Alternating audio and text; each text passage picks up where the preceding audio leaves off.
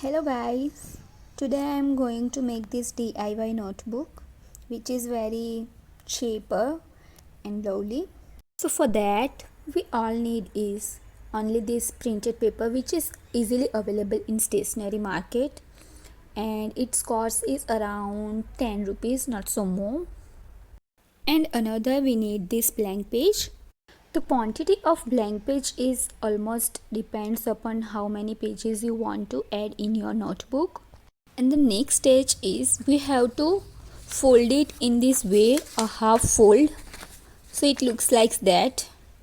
After folding it in half, I cut it down and get this half page. Next stage is to punch it with paper punch.